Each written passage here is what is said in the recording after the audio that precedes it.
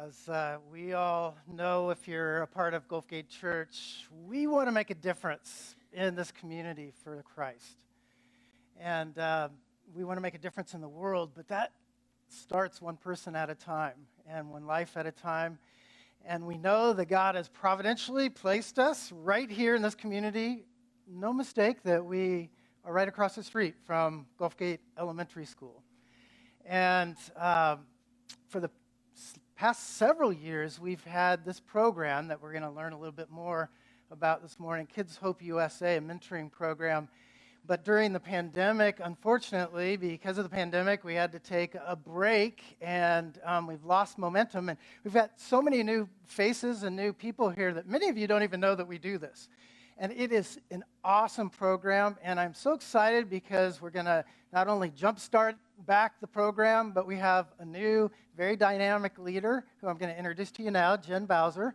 And she is, yes, you can give her applause. Thank you. And I hope that she doesn't let you just kind of sleep out there. I hope that she comes and you're on her hit list for this. Actually, it's such a blessing. I've been a mentor myself, and I wanted to interview her a little bit this morning so that you can learn more about this program, get excited about it, and find out and pray about whether this might be God's leading in your life. So Jen, thank you, first of all. Thank you for having me.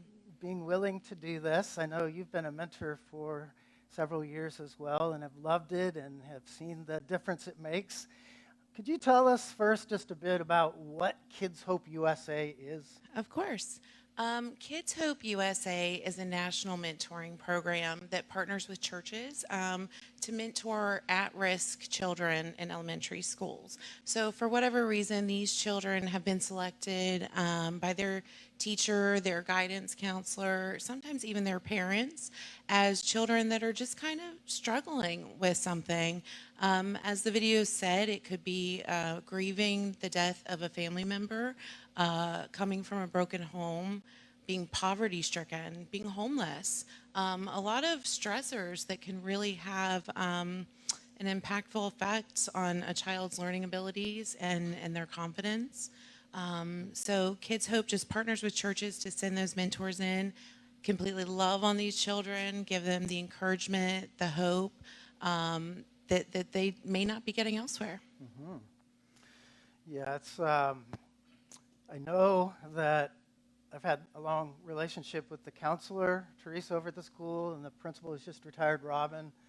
And some of you have been here when the principal has actually been in our worship service in tears because of what this program means to the school, to the kids. Right. It really. And, you know, studies show that they're estimating nearly 20 million American children are considered to be at risk. So when you think about that, you think that's every elementary school in our country, every classroom in every elementary school that has a class size of about 30, that's nearly half the class. Wow. So the statistics are really staggering. And, you know, the mentors go in for 1 hour a week. And you might say, what can 1 hour a week do? And the answer to that is amazing things. They've noticed that destructive behavior, just from mentoring 1 hour a week, can be cut down from 40% to 7.5%. Grades can be doubled, essentially, over the course of a school year. So it's just a very impactful program, and one that we have to think about. Doesn't really just affect the life of a child, but these children are going to grow up and become active members of our communities and our society. So when we think about there being a need in our schools, there's a need in our community as well.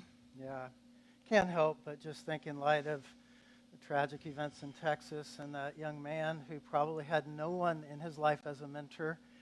Obviously, there's a lot more issues involved there, but I truly believe that lives are changed and courses of a person's life can be changed by one person who cares. And that's what the teachers have observed, not only academically, but really in terms of pouring your life into someone. It's so special. They feel like you've come to school just for me. Right. And I wanted you to touch on that because it's not just an academic tutoring.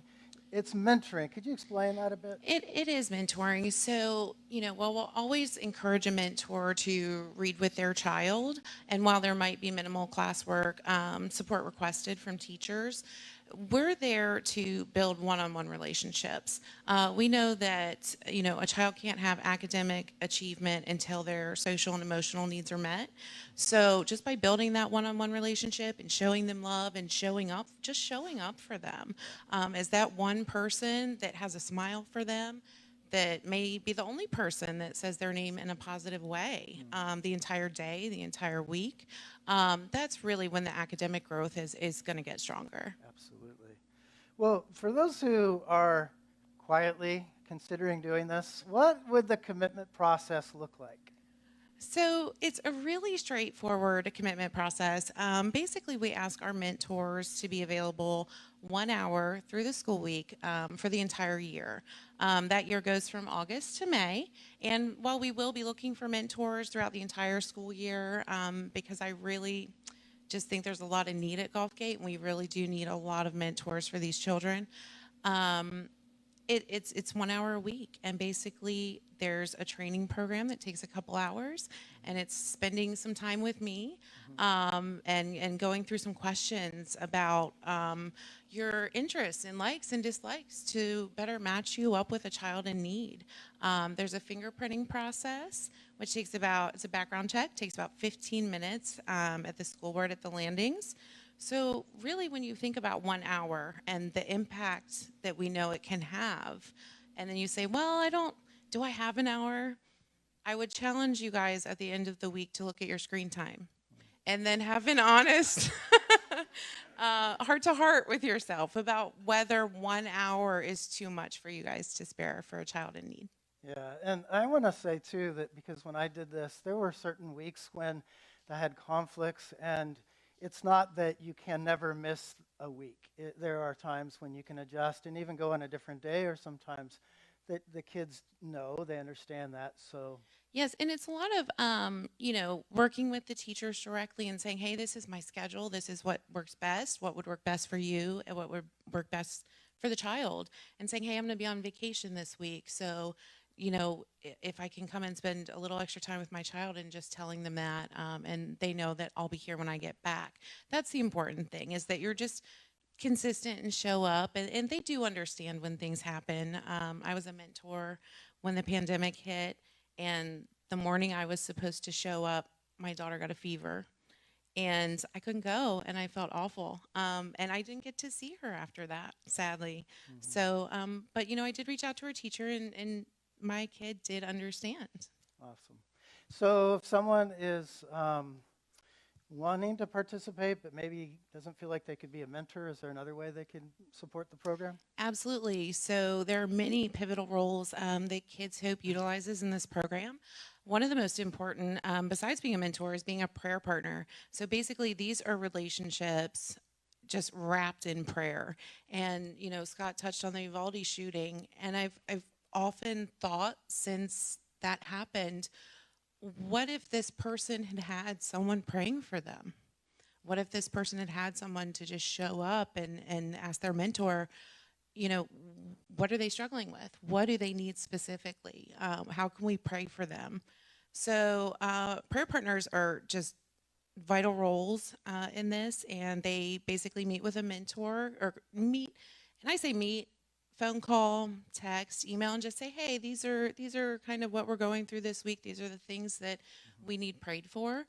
So you're making contact at least once a week with your mentor, and you're praying usually the same day that the meeting is taking place. And if you feel like you don't want to be a prayer partner, or that's not your calling, you can also donate to the program. Yeah, awesome. Just earmark a check to Gulfgate, make it to Gulfgate Church, but say for Kids Hope USA. Absolutely. We are going to have a Christmas party. Looking really forward to it, an end of the year celebration. And I really want to update activities and games that we have over at Gulfgate. So that would just be a nice way to, do something for the program if you feel led. So what would be the next steps if someone says, I'm interested?